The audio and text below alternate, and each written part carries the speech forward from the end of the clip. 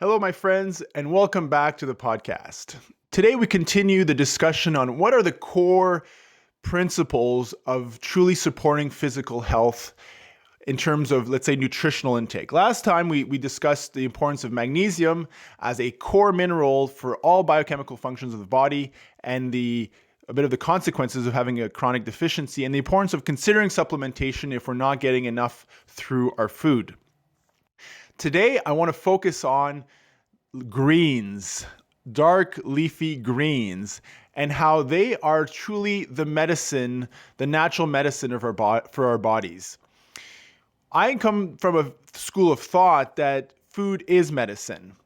And this is not to push back and make this firm statement that pharmaceuticals are bad and our food supply is terrible and blah, blah, blah. Like the whole world's falling apart. I've prescribed pharmaceuticals thousands of times. I think there's a role for it in certain times and situations and clinical judgment and so on and so forth. Yes, our food supply has its issues. There are massive use of pesticides and over farming practices and so on and so forth. At the same time, we've never had access to so many calories, to so many nutritional choices than we do today. So it's not perfect. Things could get better. But I don't want to come here when I'm talking about leafy greens to sort of point this finger and say everything else is evil. Okay. That being said, so again, it's all about having a balanced perspective. That being said, dark leafy greens, in my view, is truly a natural medicine. Now, when we think about food as medicine, when you think about medicine, it means that you have to hit a certain dose for it to work. Like medicines, for example, penicillin won't work unless you get it to a certain dose. So you can give a very low dose of penicillin when you have a lung infection and it won't work. Not because it's not good, but because you haven't given yourself an adequate dose to have a therapeutic effect. The same thing is true with leafy greens. The odd spinach salad once a week, while I have my greens here and there, in my view, is an insufficient quantity to get the effect, the medicinal effect of greens. Now, why do I think greens are so important? I think they hit all the main targets of what we need in addition to macronutrients, which we'll talk about another shortly in a subsequent episode, like, proteins, fats, and carbohydrates. But in terms of supporting our immune health, our energy level, our ability to detoxify our system from toxins, our ability to reduce inflammation in our body, to recover from injury. All these things require all the biochemistry to function really well and to be able to kind of pull out inflammatory aspects of our body.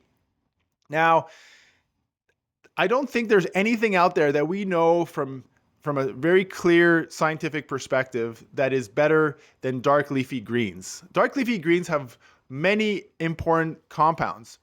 The other thing I'll say is when we talk about, we'll get back to greens in just a sec, but when we talk about, let's say, giving our body a multivitamin, multimineral,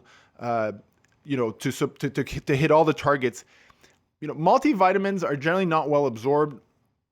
And it's very hard to know sometimes exactly where we might have a mineral deficiency in our body. We talked about magnesium. That one's a little bit more obvious, but there are so many trace minerals required for all these other functions in our body, like obscure things like selenium and chromium. And it's very hard to tell. And I can tell as a clinician, it's very difficult to tell if somebody has a deficiency, an intracellular deficiency in their chromium. We never test for that kind of stuff, but maybe it can have an impact. So my view is we give the body what it needs in order to just kind of cover all the targets, And dark leafy greens in general are naturally multimineral and multivitamins inherently. And if you give the body a significant dose of leafy greens, dark leafy greens, then you're kind of covering all your bases naturally. Now, so on top of the sort of multivitamin, multimineral component of dark leafy greens, there are some interesting stuff also about dark leafy greens. For example, chlorophyll itself. Chlorophyll is the miraculous molecule that has given rise to literally all of life on Earth. It is what allows plants to take sunlight and carbon dioxide and convert it into glucose or sugar and oxygen. Okay, basically the things that we need to live. Okay, so chlorophyll is an amazing life-giving molecule. The core is at the base of all life. And then within our own bodies, we also have hemoglobin. Hemoglobin is at the center of our red blood cells. It's what carries the oxygen to give oxygen to all the parts of our body to exist. An essential molecule or protein that we do measure regularly in clinical practice. It's an important marker. If hemoglobin is coming down, we usually consider people to be anemic and so forth. But the interesting thing I want to share is that chlorophyll and hemoglobin on a molecular level are very, very similar. There are very similar compound sort of structure. The main difference is at the center, so they kind of have like a ring, sort of molecular ring structure, and at the center of chlorophyll is magnesium. Okay, so we talked about magnesium last episode, but chlorophyll is an excellent source of magnesium because at the core, at the center of its ring structure is magnesium. In hemoglobin, also a very similar ring structure, and at the core of that ring structure is iron. Okay, so that's part of why when we have an iron deficiency, we usually have less. That can lead to a lower hemoglobin level. So because the body has trouble forming hemoglobin if there's not enough iron. So the two share very similar very structural form. And so in my view, when we give the body plenty of chlorophyll, it allows the body to do what it needs to do to strengthen the blood, to have plenty of hemoglobin. It's like a good way to give the body something that it can really use very easily and efficiently to support general health, to support our ability to reduce inflammation, natural inflammation, and the ability to recover, to the ability to use energy correctly, the ability to carry oxygen throughout the body. So chlorophyll is an amazing molecule for that. Dark leafy greens also carry other interesting naturally occurring organic compounds. One of them is luteolin. It's a bit of a funny word, but luteolin is a organic molecule that exists in dark leafy greens, very well studied in science and animal studies, very potent antioxidant and anti-cancer properties. Okay, so it's a natural compound that it naturally pulls out the toxicity in our body. Another important one is called sulforaphane, also very well studied in science and animal studies, and that it's quite high in quantity in dark leafy greens, and also strong anti-cancer, antioxidant properties. And there's a bunch of other ones that I can't even name today, but.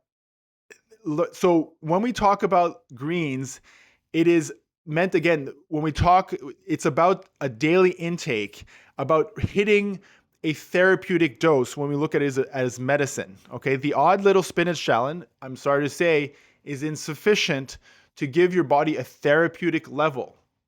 Now, how do you get the greens in your system? Well, that's something that it's an individual journey to find a way to do it. Some people will take a bunch of spinach or kale, collards, again, dark leafy greens, like the typical lettuce doesn't quite have that same property. Okay, it has some chlorophyll in it, but not in dense quantities.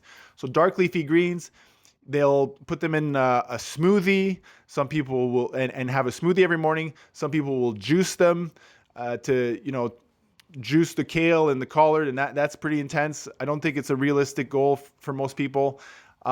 My view, for me, I'm a little bit lazy when it comes to getting my dark leafy greens. I personally just buy greens powdered supplement.